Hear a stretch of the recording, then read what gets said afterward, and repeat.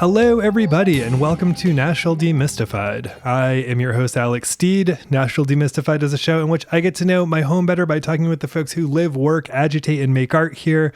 Today, we have the luxury of spending a good bit of time getting to know Caitlin Rose. More on that in a minute. First, I just want you to know that Nashville Demystified is made possible with support by Knack Factory, Knack Factory, which is a commercial and creative video production company with offices in Portland, Maine, and Nashville, Tennessee. Though they do work throughout these here United States. If you need that sort of work done, get in touch with the fine folks at Knack Factory. Nashville Demystified is distributed by We Own This Town, which is a collection of podcasts made by Nashvillians for Nashvillians. Lots of great shows on that network. Check them out. They make sure that we're out in the world, and we are grateful to them. So thank you so much to my fine friends at We Own This Town. And finally, if you enjoyed this podcast, I have another one called You Are Good. We call it a feelings podcast about movies. It's kind of like a not too heavy therapy chat that centers on watching movies rather than being like criticism forward, we're feelings forward. And we talk about a new movie each week, and we use that as a lens to get to know ourselves better and what the hell is going on in our brains and our hearts. So if you like this show, like I said, hopefully you will check out You Are Good. I co-host it with my friend Sarah Marshall. She hosts another show called You're Wrong About that you might know about. So if you like any of those things that I just mentioned, hopefully you will check out You Are Good. So I got to talk with Caitlin Rose, and I was so excited to do so. I've long enjoyed and appreciated everything I've known about Caitlin for a long while now. And actually, Caitlin has appeared in an earlier episode of Nashville Demystified by lending her voice to our David Berman tribute last year. So Caitlin's already kind of been on the show, but not in the way you're about to hear. I'm grateful to you, Caitlin, for having been on the show last year in that David Berman tribute. This was just a conversation between two weirdos talking about what it's like to make things with strange brains and talking about what it was like to be weird kids. This is such a lovely conversation. It was like a nerdy friends chat. I really, really enjoyed it. And I enjoyed getting to know Caitlin in this way. I didn't know necessarily what to expect outside of just knowing, again, I appreciate and enjoy everything that Caitlin makes, but I didn't know where the conversation was going to go. And we talk about everything from what it's like to have friends as adults, what it's like to be horror fans, and we talk about being weird children. This conversation covers a whole lot of bases and more. So I'm so excited for you to listen to it. Caitlin, you should know, recently reissued her record Own Side Now. It was a 10-year anniversary vinyl reissue. We talk about that in this conversation as well. Like why reissue a record? What's going on there? What has happened since that record came out? Again, we cover all sorts of areas, all sorts of arenas. Caitlin just played at the 5 spot. I had the luxury of seeing that, celebrating this release, and played the record itself. And it was just wonderful seeing her do her thing. It was a lovely, lovely evening. You can find more information about the record at CaitlinRose.com. You know how to use the internet. You can just look it up. Find the 10th anniversary vinyl reissue of Own Side Now. But for now, enjoy this conversation with Caitlin Rose. Hello. Hello. What's going on, Caitlin? So much. So much after so little. You're playing is this your first show from before it all? Oh yeah, most definitely. Yeah. Before that, and probably a year before that, maybe more. How I don't actually remember my last show, which explains the anxiety I'm feeling about doing one again. How does that feel? Really stressful, but for reasons that are, not just playing music, for reasons that are like, even being in a room with a bunch of people, trying to get 2 rehearsals in after not playing for 2 or 3 years, and having 6 people be a part of that, which is really interesting. I texted someone the other day. I was like, was it always like this? And they were like, yes. Thank you. Thank you for that humbling reminder. It was always some work. So when you ask people, has it always been like this? And then they remind you that it has always been like this. Is it a matter of not having been in the swing of doing this whole thing for a while that it becomes maybe daunting? It's just like stuffing down the trauma of doing it for so long. Yeah. And I think it's interesting too, like I started doing all this when I was 21 and I had no context. So I think learning the ropes of all of it, I was sort of stumbling blind and kind of forging a path with a machete instead of any kind of precision. And yeah, it shows. So I feel like at this point, anytime I do something like this, I have this weird internal pressure of being like, I'm going to do it better. I'm going to do it in a way that doesn't take a toll on my mental health. I'm going to do it in a way that, makes me feel good. But you always have this sort of fear of like, oh, fuck, I'm just going to do it the same way. Mm-hmm. We're all creatures of habit, Yeah, I for sure am. So when you started when you were 21, what was going on then? Before that, I was just playing like house shows and, the spring water, and which is basically just like a really dirty house. And whatever with that. I still love the spring water. I haven't been in a long time. But yeah, I was mostly just playing in Nashville. And then it went from something very kind of small to touring in England. And I never even toured. So it was being thrown into something that maybe I didn't have any tools for. So I was like fashioning like crude tools out of sticks. And I was like, I've got it. And I didn't.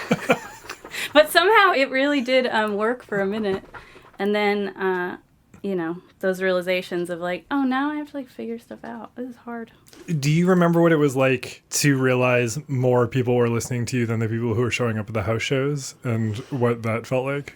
That just felt good for the most part. Also it was England, so it's like this dead quiet room of people intellectually listening instead of just being in the back row. And I remember one guy at Springwater one time, some older gentleman in the back had just said, "Show us your legs." So there was always noise. Like in Nashville, there was never a show. Holy really. Shit. I would have like these moments where a crowd would shut up in Nashville and I'd be like, I did it. But in England, they were just freaking silent. So that was maybe the most jarring point. And, if people are quiet, they can just hear everything you do wrong. A quiet room seems intimidating in that way. It is. And then you never get used to it. Just kidding. I don't. Still freaks me out. So you've recently released a record? I re-released the very first record. But what was that, like, what was the motivation behind that? Honestly, the main motivation was that I hadn't had any vinyl for like 4 years or 5 years because it had never been repressed. So I think the main moment was getting on like Discogs and seeing it going for like $250. And I was like, damn it, I wish I had saved a few. Because the only copy of my record I had was the one on the merch table that had like the sticker and it says like $20 in a heart. And that's still, well, I have a few. Like that might go for I have more. 100 now. So now I'm stuck with 100. I feel like I got what I wished for. And now I'm just like, oh, God, I just cleaned out my back room. I just gotten it done. With getting back out and performing, and outside of the anxiety of getting back out and performing, like, what are you looking forward to most with that? I'm looking forward to getting it done. That's kind of how, if I ever have, like, stress with shows, I'm always looking forward to the moment where it's done. But, I'm excited to play with Jeremy and Spencer again and play these old songs that I probably won't ever play again. Just for one really good, I don't know. I think also people were using their phones at shows kind of at the beginning, but like not like they do now. So there's really no cohesive set of anything I've ever done. So it's exciting to have like, I'll have this kind of polished time capsule after years of having played these songs. And yeah, and Skylar, who produced the record, is going to be playing keys. And it'll feel like what I originally imagined, which is like a really nice family reunion and a really nice way to kind of cement that era and be able to share like a full show with people who haven't seen me in 5 or 6 years. It's nice to think about the opportunity to take something that you did X amount of time ago and then go, I have this experience now, and I have this perspective now, and I will kind of put and it out. And this baggage now? Yeah. Maybe it's about unpacking a little baggage. I feel like that's Isn't an it interesting always? part of it. Yeah. This full moon eclipse in Taurus is going to let some go. And, maybe feel a little more competent in moving forward. This whole release has sort of been, internally for me, this step towards re-entering this pool of everything that comes with this stuff, because we did a full press cycle for a record I put out 11 years ago. Yeah. And for as much as I've dipped my toe in, it does feel like an adequate springboard back into doing this. And I just finished a record. So, yeah. Now maybe I can do something with it if somebody wants to do something with it with me. You're re-engaging this material from 10 years ago. Like, are you kind to your past self? Yeah. I think she's awesome. It's weird because, probably like 5 years ago, I'd have been like, oh, this record is so amateur and I'm not singing on pitch all the time. And there's a lot of things about it that I'm sure I was like totally upset about. But I've listened to it a couple times for the first time in many years, like when I got the test pressing. And I was like, well, I have to listen to this. So, and I did. And I got to enjoy the remaster, which I feel like now I believe mastering is like a big deal. I always did. I'm just kidding. But I really did hear kind of a clearer version of myself at that age. And it was really, really good. I'm definitely not embarrassed of that. There are things I am embarrassed about, but they never got put out. So. Yeah. And so I appreciate that answer. But I guess my question is, like, are you kind to yourself, like, as a person from that time?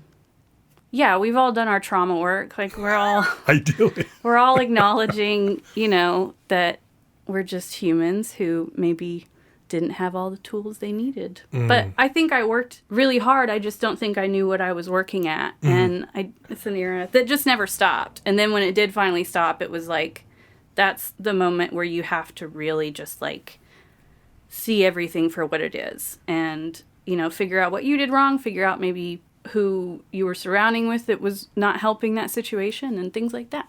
I feel like this is ideally this like weird 2-year stretch that has been happening.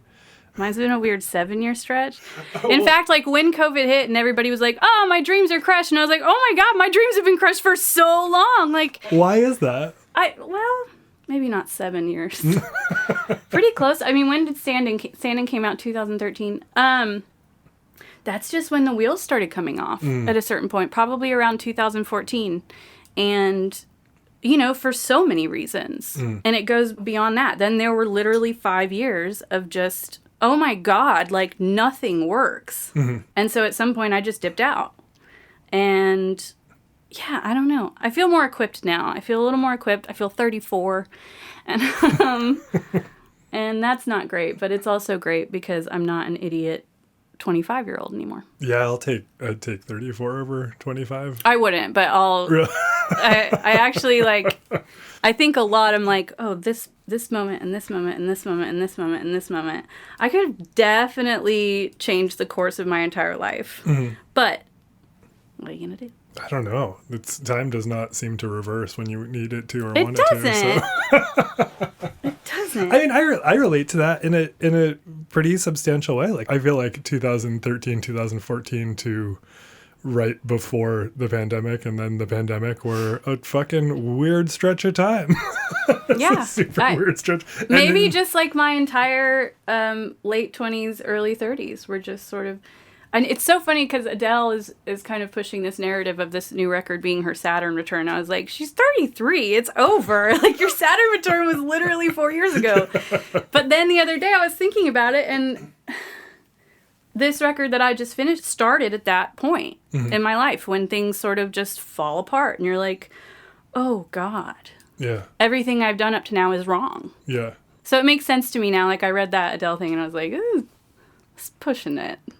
I think with the Saturn return, though, like, it's like such a substantial thing that happens, and then you spend a decade with it. Yeah, so you turn 30 and then you turn 40. It's not that complicated, but one thing I really like talking about is kind of astrological terminology and how much people can just clamor to it so quickly, because so many things, like even just the words, are very potent. And then people are reading these like long, like, Cosmo articles or something, and they're like, oh, that justifies my life. Right. There's a lot more to it than that, but I get it because of, it's not just like, I turned 30. Right. It's different. It's weighted. And that shift of light, like that year, 29 to 30, is going to be a reckoning for anyone. Mm-hmm. And we all handle it differently. And, you know, people sure do love their astrology these days. I think has it passed? Are we done with it? It felt like a minute. No, right? We are not done. We're not there? No way. I'm not saying like I'm over it because I'm not, but I think. Yeah. And it's like certain things do have their days. Like, you know, astrology had its day in the 70s too. So maybe it's like there's always something kind of culling people back into that broader world of maybe culturally being mired in this ugly reality and wanting to really experience something a little bit outside of it. Yeah. I don't know, though. I don't want to talk about astrology that much, but I'm the one who always brings it up, so. I mean, it makes sense. Like, when astrology was having its moment in the early to mid-70s. It's when it becomes a pickup line that you're like, oh, this is a cultural moment. What's your sign, girl? I think it's just like, it was like in the middle of chaos. And like, the past couple of years, it's been in the middle of chaos. It's like, I just need to get my fucking brain out of this terrible simulation. I'll go with something even, you know, less, no... I don't, what's weirder, astrology or simulation theory for people? For like a libertarian white dude, like which one would be he? Oh no, he loves simulation theory. Yeah, he does not love astrology. No, he thinks hates astrology it. is from like, you know, flimsy ladies. Flimsy ladies been doing it for a long time. Flimsy ladies get shit done. So you're working on a record now? It's done. It's done? It's fucking done. And how does Sorry, that and I say feel? it's fucking done because it's taken 2 years. So I don't blame. I would say it like that too. Yeah. Does that feel good? It feels great having it done. And last year, I said my only goal is to finish this record. And then this year I said my only goal is to get this record out. So everything else at this moment, like you were asking, like, how does it feel to do the on-site stuff? And it's like, it's great. I literally, as soon as it's done, I will immediately shut that entire thing down in my brain because all I want to do is put this record out. And that's been kind of a trial in a lot of ways. And I'm kind of gearing up for battle to really fight for it and, you know, defend this thing that's taken me like 7 years to finish in a lot of ways. When you make something, right, when you make a record and then you're like, it's time to go bring this into the world, is that a process that you get excited about? Or are you like, I got to bring this fucker into the world? Like, this is going to be a fight. You know those people who are in labor for like 4 days? Yes. I can't compare it that much, but the emotional pain, I'm sure it's not so much the release, it's the trying to figure out how to fucking release it. It's not, the release is easy. Lining up those ducks has been more than challenging, so. But it's done! Yay! I'm always just like one meltdown away from just posting a SoundCloud link because the world could end at any minute and whatever. Yeah. Whatever, man. Whatever. We're kind of teetering on the edge of something. We should. I do love seeing people walk stuff back all the time. It's sort of like I try really hard to just never have to walk things back. But, it has been a lot of like, I announced a record, and then it's like, I take it back. See, I never announced the record. I just keep telling people it's done. So there's no like real anticipation. There's just like, she says it's done. So maybe at some point people will be like, I'm just going to listen to this for the fact that I thought she was lying. So, yeah, it's a big lie. I lied.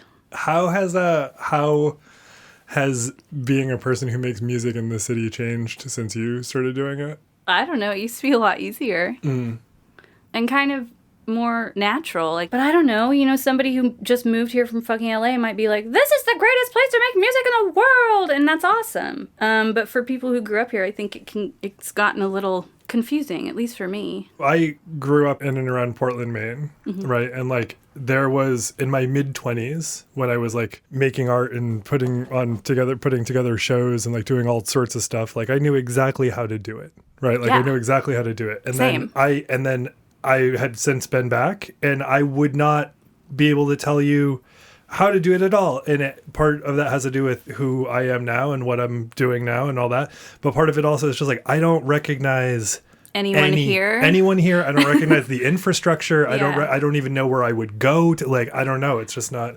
Well, and also so many of the places that sort of were those havens for people to gather and kind of like, I don't know. I don't know where to go anymore.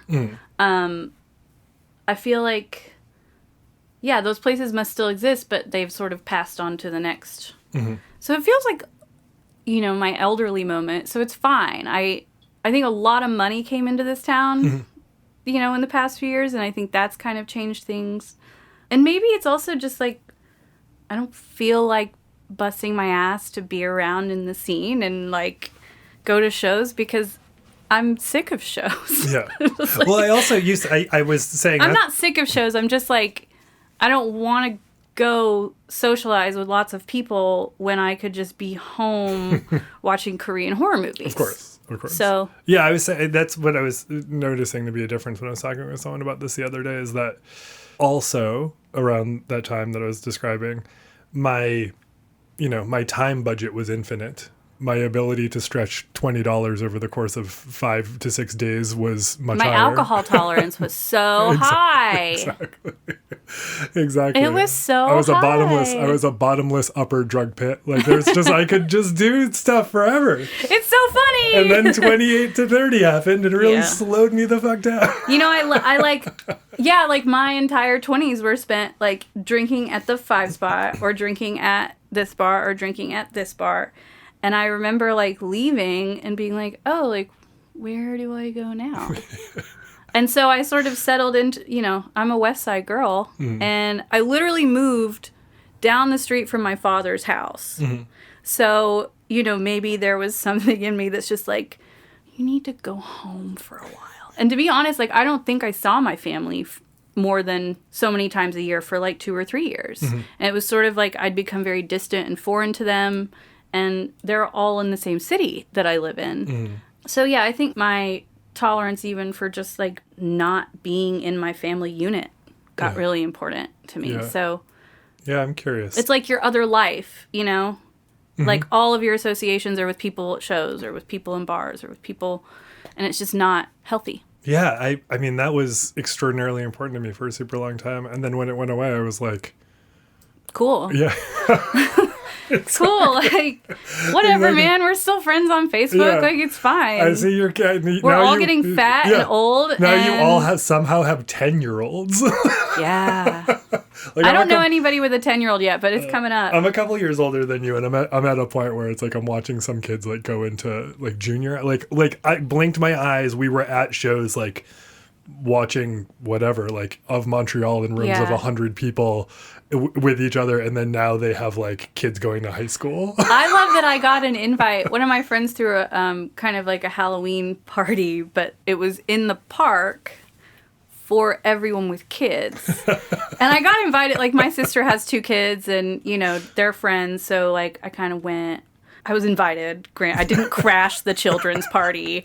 You're like, this looks good. But it was funny because it was like all these people that we knew and, then all of their little people. And she looked at me and she goes, it's like a sequel. And I was like, oh, God, I have not evolved into the sequel. Oh, yeah, I went to my 20-year high school reunion, which was like, it was like my class was a graduating class of 63 kids. Yeah. So the high school reunion was like at best like 12 of us. And I feel like my standout moment there is I don't have children. And I was like the person in that group of people where that's such a good way to put it, is like I didn't grow into the sequel. Because everyone has kids that look exactly like them. Maybe I'll be like the final girl who just never does it, but survives. I like looking at it like a final girl. It's triumphant. I'm a final girl. Yeah, I don't know how I feel in terms of words to describe that feeling, but I think there's a lot of different examples of this. But I have read, like, like certain traumas that you go through, it's really easy to get mentally stuck in that age. So you sort of forever see yourself as this younger version of yourself. And, like, it's very kind of dysmorphic to sometimes, like, see yourself as an older person. And that's something I never really saw coming. But it does. I'm not quite there yet, but it is, like, it's a part of aging. And I see, older people sometimes and, you know how, like, kids will post, like, pictures of their parents when they're 20? Mm-hmm. And I imagine being that parent and being like, Yeah. what happened to What me? happened? Like, who am I? And at some point, that'll be the feeling of, like, cool, like, I feel really good about myself, but I haven't really, like, hit that hump yet. Yeah. This is getting a little deep. Of course I don't know. it is. Of course it is. Like, starting... It's inevitable. I know it's, like, only 1 o'clock, so I can't be like, well, it's so early. But I, like, feel like this young... Yeah. Like this person who I was beautiful, and now I'm a You're big still man. beautiful. Thank you, but I'm a big man with a white beard, and I'm like, I don't know how to reconcile these two. I mean, you things. keep it short. I appreciate it. Yes, I do. I try. It's a good look. I don't want it to be wild. It's hard to know what you do when you start to become the next version the middle version. Exactly. And, you know, like, it's also kind of stupid because it's like, well, I just hope I get to the old version. You know, I'm fine with it. Like, this is a natural progression. But, you know, before you see it, and you're in this place where you're like, oh, it's coming. What do you do that is not making music? I watch a lot of Korean horror movies. Specifically? Or is that just happening right now? South Korean horror. I mean, I watch a lot of horror movies. Like, a lot. Mm. Like, it's gotten to the point where I can't watch anything else. Yeah. Why? I don't know. Well, horror is the genre I watch the most. Yeah. But I'm curious about why that would happen for someone else. I've always liked horror movies. I feel like most of my favorite ones were, like, my favorite movies when I was a kid were horror movies. Because, you know, it felt like you're getting away with watching something. Mm-hmm. And I really liked getting away with shit. So, yeah. Halloween, I think, was my favorite movie when I was in, like, the 4th grade. Yeah. And I feel like people put a lot of thought, even for the stupid ones, into horror movies. Mm-hmm. Because I think a lot of horror movie directors and writers are film freaks. Yeah. And so it's this genre that's always trying to create a bigger message or convey a bigger message through fear, which is kind of one of the strongest human emotions that you have. So it sort of can encompass all these things. Yeah, I think with horror, it's just that there's always a compelling story because anything supernatural is probably going to be compelling. Mm. And I just haven't really been able to watch things that are set in any kind of reality or, you know, cute version of reality. Mm. And there's just so many of them. So why South Korean horror? Is it because of the... It's having a moment. It's having a big moment. Everything coming out of there is good. Yeah, it's big like... for it. I think that's another thing is that specifically has been such an interesting thing to see, like, that cultural identity is coming out in these films. Mm-hmm. And it's not just, like, stupid horror. It's brilliant. Mm-hmm. And the stories are amazing. And I think for being from such a different culture, there's still, like, a lot of similarities in this much newer country. Mm. So, yeah, I think they're having a moment because they're a newer country. Yeah, I feel like sitting on the edge of, like, Armageddon all the time is, like, is big for forming a horror identity. Like I said the other day, like, I know, I had a tweet, and it was somebody was posting about how God must be really stupid, and I said, God created his man in his own stupid image, and I know this because one time I watched a whole episode of The Masked Singer. Like, I watched it. I sat there, and I watched a Masked Singer episode, and I said... Oh my God, you need to think about your life right now. You need to be the person that you want to be, and this is not that person. This is not it. It's good that you were able to intervene. I did. I never watched another one. But I did watch an interview with Johnny Rotten the other day, who apparently was on The Masked Singer. No. Oh my God. And then I was like, okay, we gotta check in again, Caitlin. You just watched Johnny Rotten talking about anything, so maybe get off your phone for a second. Go read a book. What is your favorite horror movie now? Right now, I think in the last couple of years, like, I revisit Train to Busan a lot. Oh, yeah. Like, a lot. Mm. It's become kind of one of my sad movies. Like, if I'm feeling a little down, that's what I'll usually put on. Midsommar was another one. Some of the more popular ones I'll keep going back to, but one I saw recently was The Wailing. Oh, yeah. That's great. My God. Yeah. I will usually just say, oh, my God, after everyone I talk about. But then at a certain point, you run out. Sure. So, like I said, then you're in the weeds watching, like, a remake of The Sixth Sense or something, and you're like, how does this even exist? Who do you listen to now who's around and making stuff? Tristan, Jordan Lenning, my friends. Aaron Ray. Yeah, of course. Has some awesome stuff right now. People I've always liked. The Colonel. Maybe it's just, I still stay in my cliques. Also, so many bands that I listened to 10 years ago don't exist anymore, so I still listen to their records. Mm. Are you a visual artist at all, or are you primarily a musician? Primarily musician. I'm one of those people that always had phases. Mm-hmm. So I did a lot of visual art growing up. Like even just, I had a big, I was a big anime girl, like in middle school. Really? Yeah. Wow, I was a J-pop girl. But I was always really eclectic in every, like I listened to a lot of music, like Guitar Man by Bread came on today on the way over here. I was like, put back into this like really wonderful place of like having Napster and just like digging in. But then I was also downloading like Tomoe Shinohara's theme song to a, really rambunctious anime I never actually ended up watching. But yeah, I think that's probably where my interest in art started, but I always drew. And then I kind of had a phase with painting, and then I kind of had a phase with certain things that didn't last because I didn't find a vessel for them, I guess. Mm-hmm. And when I started doing music, I was encouraged to try harder. I was motivated to keep trying harder. But with visual art, I never really did. Mm-hmm. Like I made a zine. That was really fun. I think it was all just dipping in. But music definitely ended up being the one that kind of made sense. Yeah. I won a scholarship to Watkins for a desk that I painted. I didn't go.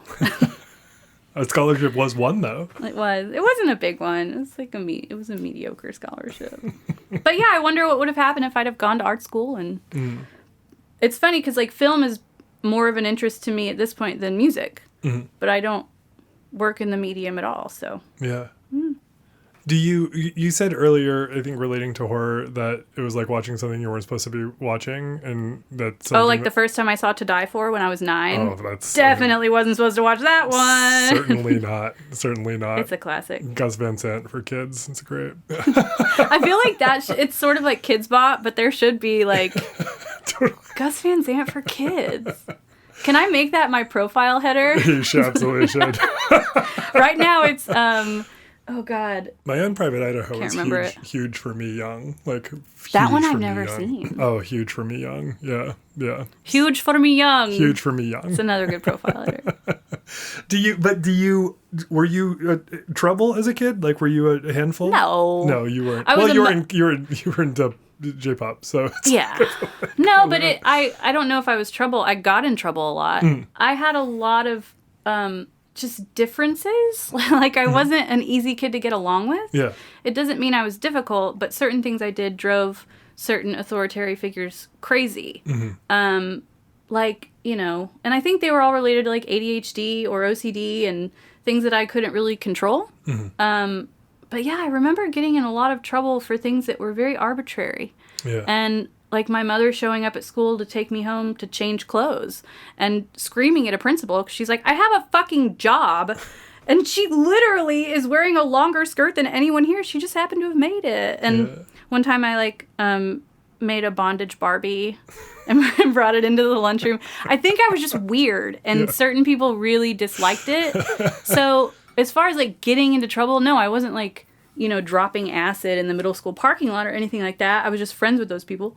But I think I just rubbed a lot of people the wrong way. Yeah, I had a hard shell briefcase. Oh, nice. That I painted pretty often. I would like paint it, like I would whitewash and then paint stuff on it. And then I like, put like glued CD covers and stuff on there. And there was like a doll involved. Like, yeah, I'm trying to remember. There's so many weird ones where you're like, why did I do that?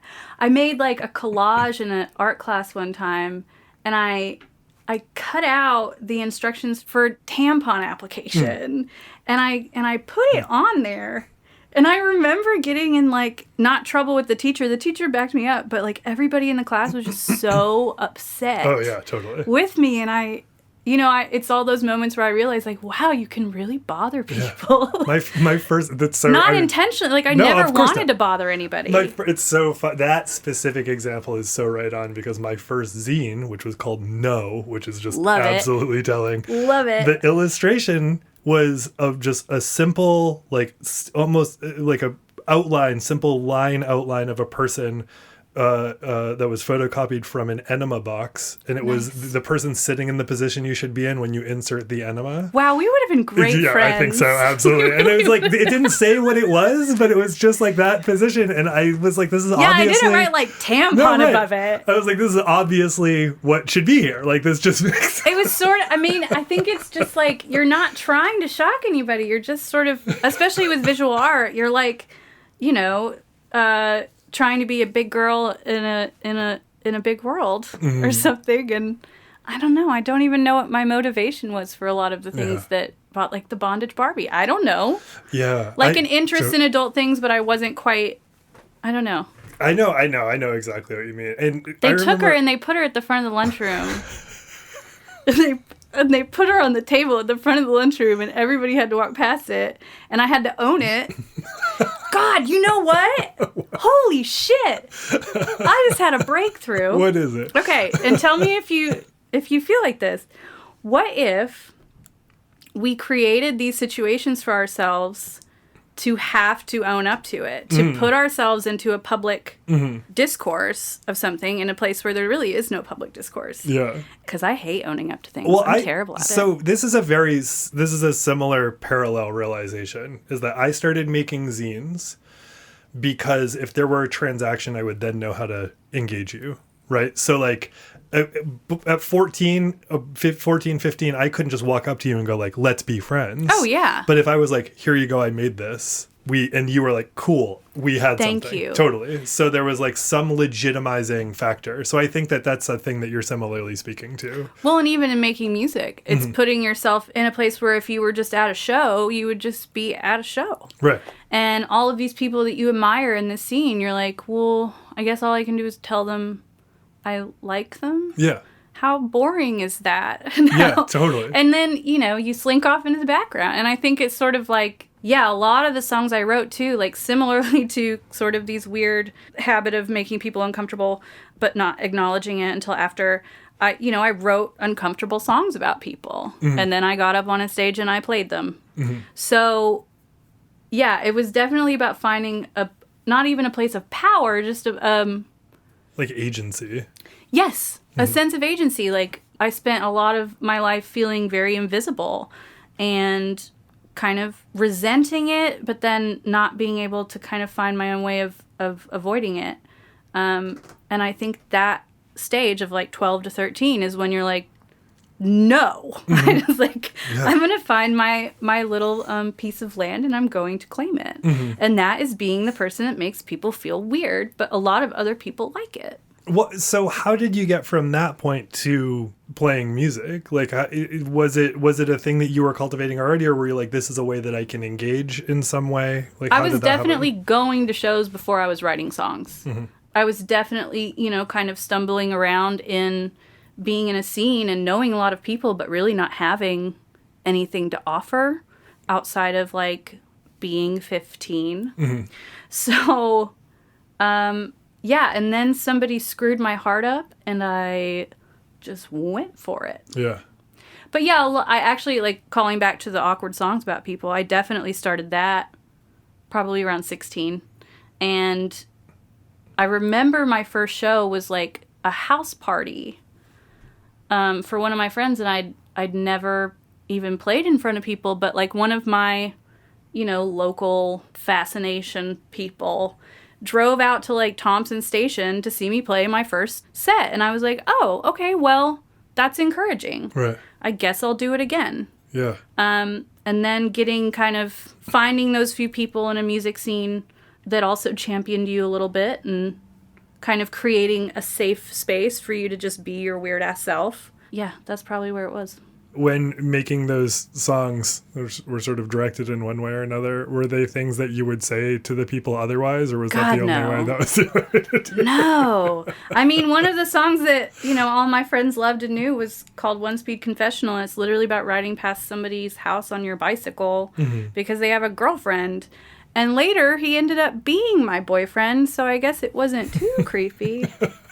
It was weird. I remember, like, being in a room, it keeps coming back to this agency place where, like, if you don't know how to express your feelings, then getting up and playing these songs in front of people is sort of like, I do know how to express my feelings, just not in appropriate ways. And I remember like sitting there playing that song, him and his girlfriend sitting across from me, and this weird kind of power coming from that. Just being like, I can do anything that's, you know, creating content that shouldn't be played in front of people. But I don't know how to do anything if it isn't motivated by weird, complicated feelings. Like, I don't know how to... I don't have anything but weird, complicated feelings. That is all I have in me.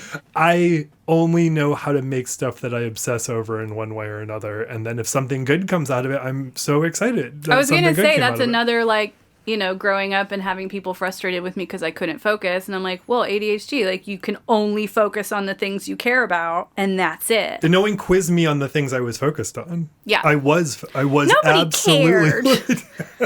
No one cares about my anime.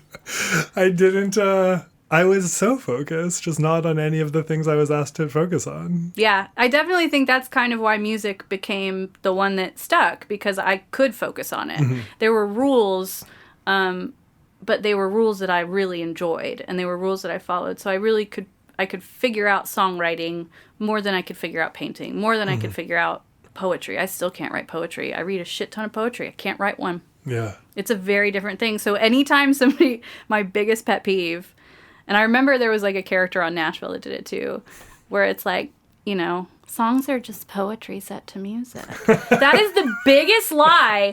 Then those are some garbage poems. Those are garbage poems that you're writing. If you can sing your poem, it's garbage. Congratulations. Congratulations, character on Nashville. God. And did you find in like that the series of collaborators you were talking about from early on, like, was that how you were finding sort of a social group, was by making stuff with other people? Well, at the beginning, it was mostly just people, like a person I dated. So they had a band and I would open up for them, and we all got on Cakewalk and like made a record in a night. Mm. It was fun. And when I said I'd never toured before, I took that back, because we actually did do a week-long run in Florida, but 3 of the shows were canceled. And we ended up sleeping in my Volvo for most of it. So I steered clear for a while. But that sense of place never stuck. So I was constantly kind of hopping from one group to the next. Like, and a lot of that has to do with sort of being that outlier again. Like, even in any tight friend group, I've always sort of either been edged out in some way or felt like I just needed to move. Mm-hmm. So it's also, you know, Nashville was a place where I felt like I knew everyone. Yeah. Because I've always kind of mixed and mingled and not stayed in one thing. And now I'm like, I don't know any of these things, so I'm just going to stay home. Yeah. The thing that I have enjoyed about being here is feeling at home with people who are enthusiastic about stuff. Yeah. Like, I don't know about, you know, it's like... Who are these people and where do I meet them? Probably the same places you were before, just... But like what I have enjoyed, and it's a lot of people you already know, like what the people I have. Yeah, I'm being a really big grump. There are a lot of people I love. I don't know how to creatively engage anymore. I think that's what it is. Figuring that out has been hard. What I have enjoyed is people just being like, oh, you're interested in stuff, like me too. And I like that. You like stuff? I like stuff. Yeah, let's do stuff together. Totally. But I'm like, I've had to be almost like challenge myself to be aggressive about that, to be like, let's like stuff together. Like, because like I know that no one knows how to be friends, right? Like no one is like... What is that? I don't know. It's so weird. Because someone might not want to, and it's scary. And I have so many friends that have like 20 friends. And I'm like, what do you guys do? Yeah, I don't quite get that. How do you do that? Yeah. I have such a desire to be friends, and then I don't know how to maintain super long-term friendships. Like people who do that. I have a friend. I feel like long-term friendships are things you get stuck with. Yeah, absolutely. And you don't really work at. It's sort of just like we're stuck to. Like I have a friend who one time she told me she was angry at me. She was like, "I'm just gonna fucking move," and I said, "I'll fucking follow you." So I even made her a little note card for Christmas last year that has our picture on it. It said, "I'll fucking follow you." Oh my god. Yeah, it's sort of like the people we were like, I'll never let you Yeah, go. I definitely have two of those, but I really felt what you were saying with regard to like even in the friend groups, like you can like I'll be like, this is over, this one is over, and we gotta be done, and maybe I self-sabotage it a little bit. Maybe that's a thing that happens sometimes. I never do that. Or maybe it's just like it's time to go. Yeah.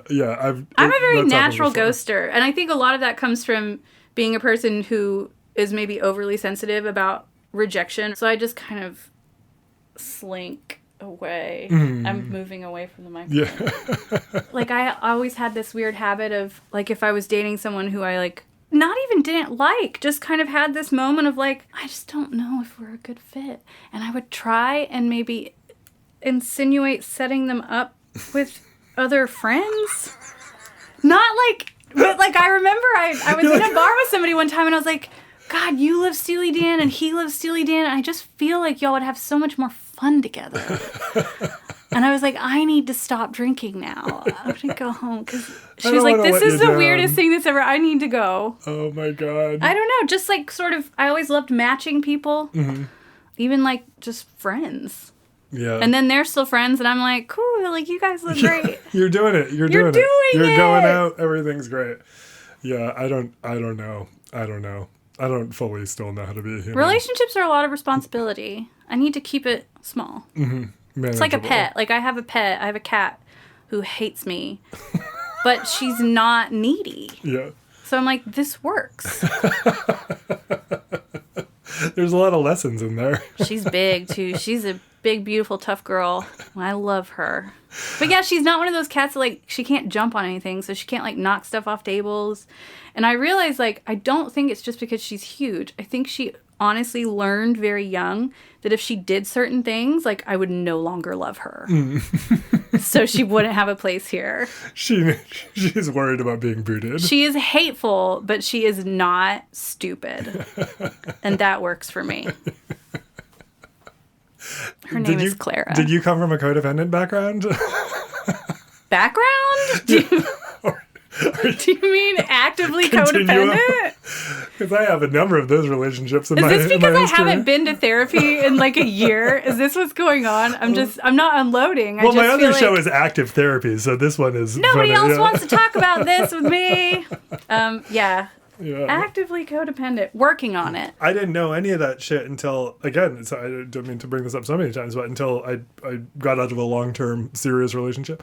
And a friend of mine was in couples therapy with her girlfriend 6 months after they broke up. And I thought that was crazy. And then now, in retrospect, I don't think it's They were crazy. Processing the relationship. Totally, which I think is actually brilliant. God, I would do that. That sounds like a blast. Totally. There's a lot of situations where I want to do that now in retrospect. But she gave me the book Codependent No More. I don't know if you ever read this classic. Clearly not. It's fantastic. But yeah, I was like, oh, everything makes so much sense. Yeah. Can't wait to work on this shit. Oh, man. Yeah, your cat sounds like someone I might have dated at some point. She's great. I'm a fan. You know, and she only loves me. Oh, that's great. Just like ticking the boxes. I started going to a barber recently who is not a barber. She has a hair salon. And I normally go to like guys with tattoos who do like fades and stuff. It's like a whole situation. And she doesn't give a great haircut at all, but she has said several times in the haircut that I'm handsome and I look distinguished. And I was like, it's you and me forever. I do, like, I don't get my hair. I probably went like 3 years with cutting my own hair, which was a disaster. But I finally met someone. I finally found a person who, liked talking to me. And it was the same thing where I was just like, oh God, like every time I walk out of here, it looks different. Like it's not constant. It is complete. Like, I don't know what I'm going to walk out of here with. Yeah. But it was like, it was the first time I would sit in a chair and not feel like the person cutting my hair felt uncomfortable around me. Yeah. Oh, yeah. It was like we had dialogue, we had rapport, and I was like, this is so rare. That's a huge. Like, I know it needs to be shorter. If you do that, I do not care. I can't believe I told the tampon story. That's what I'm really... God. Bondage Barbie, I'm proud of. I still have her. What compelled you, though? Obviously, who knows psychologically what compelled you, but why were you like, I gotta bring this to school? I I think because it was just there.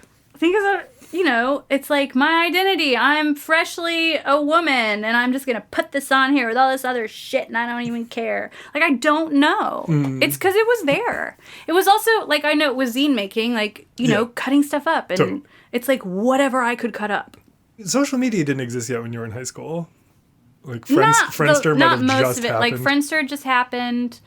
MySpace happened. No, but we had AIM. Yeah. Oh, of course. But you know what? AIM was a lot of one-on-one. Remember when AIM was one-on-one? Right. So, yeah, there was that. One of my AIMs are the lifelong friends I original met from that. DMs. Yeah. AIM was DMs before.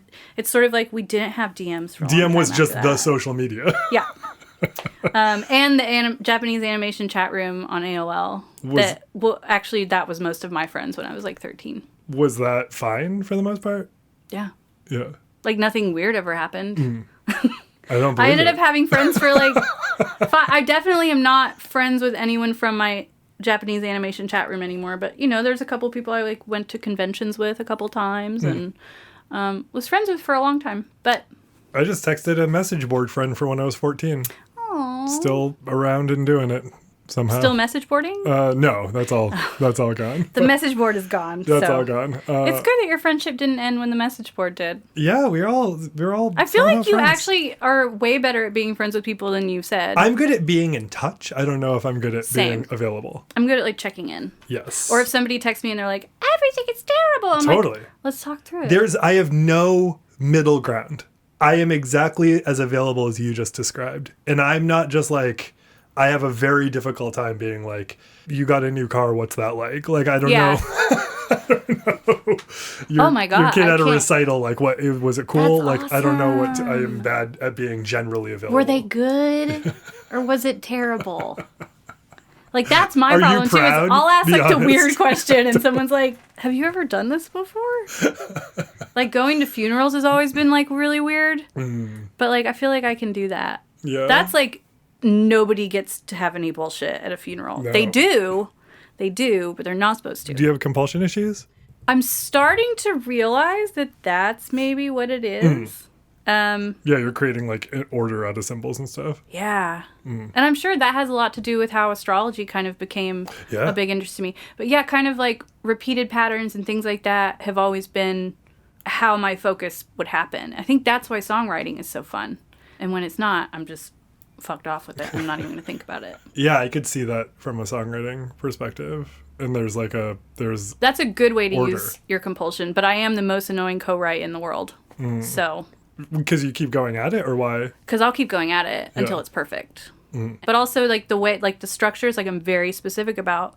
So, yeah, in some ways it's really great. And in some ways it's really weird because I might get in a wreck because I'm counting mailboxes. Like, yeah. Yeah, I feel that. I have like... What's weird, yours? I don't, like, I make noises and stuff in my, like, throat that are, like, completing some patterns that I don't entirely understand. Okay, but it's not mouth talking. Do you know about this? No. So I think my maybe first compulsion was probably licking my lips, so I was Kool-Aid girl. Yeah. But the next one I found, I also used to put hickeys on my arm a same. lot. Same. But the one that I found that I think was still my favorite is talking inside of your mouth. So, and I realized, like, I used to sit there by myself in my bedroom and talk and let whatever kind of came to your consciousness I had to kind of just come out. So it was sort of this way of like... You also, when you do that, look like one of the masks from the movie Strangers, The Strangers. That is exactly what I am going through. After doing it for so long, you'd think I'd be able to do an F. Still can't do an F.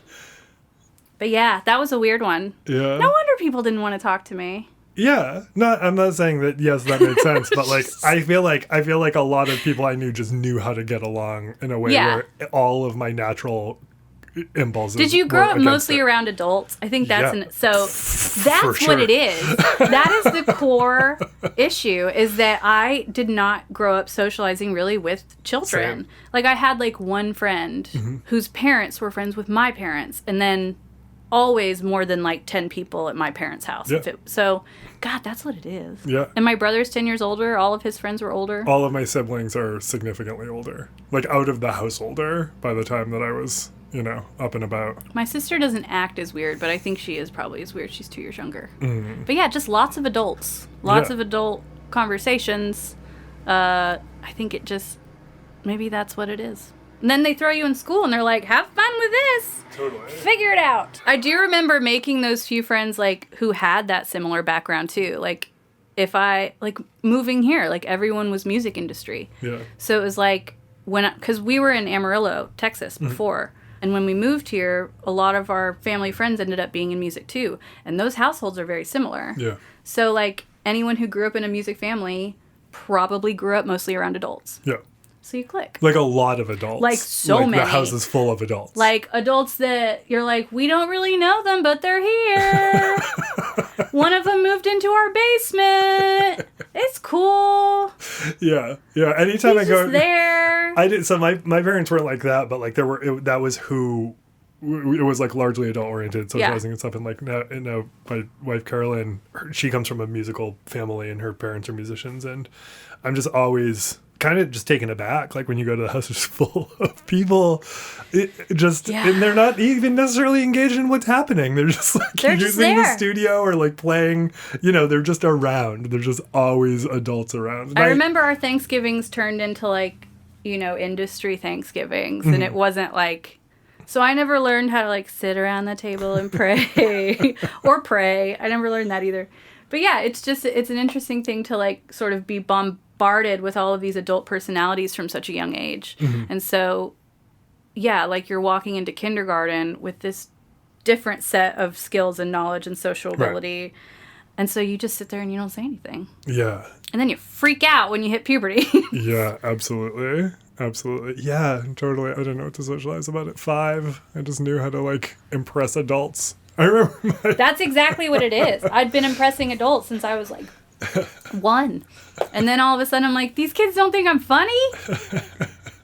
Let me tell you a dirty joke. Which literally, another compulsion. Dirty joke. Check out this Barbie and this tampon box. Have you ever heard of limericks? That was probably my first. Okay. That's poetry. Last bit of weird me. Please. When I was like in the 5th grade, my favorite limerick, one of the first things I ever memorized was, there was a vampire named Mabel, whose period was ever so stable, and every full moon she'd take out a spoon and drink herself under the table. I didn't even know what a period was. That is phenomenal. I really should have honed that skill to memorize maybe the greats, like, the real greats of poetry. But yeah, I loved a limerick. Yeah, rightfully so. And it's a full moon joke, so perfect. That can go in. What were the responses? Like, did people... Confusion? Horror? Yeah, I don't really remember. I just feel like it's compulsion. It was like, you're like, what do I do in this situation? What do I do? What do I do? Tell a limerick. Mm-hmm. Mm-hmm. Yeah. Well, I feel like we've gone to some We've covered all of it. Honestly, it's just great. It's great to hang out with you for the first time. It's so nice to hang out with you. I'm glad this is happening. Like I said, like if you're not doing something, you can't just be friends with people. Yeah. Why else would you like hang out with people?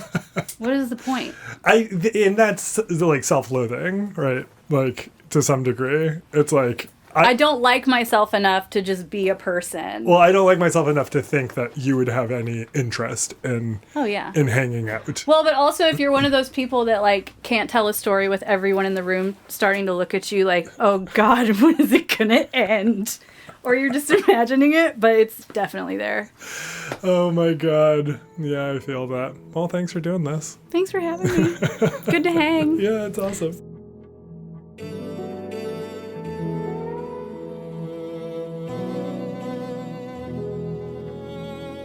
All right, everybody, that is it for this week's episode of Nashville Demystified. Thank you so much to Caitlin for talking with me for so long and so deeply about all sorts of things. It was truly, truly a delight. Thank you to Cameron Davidson, who produces the show and makes each of the episodes sound great.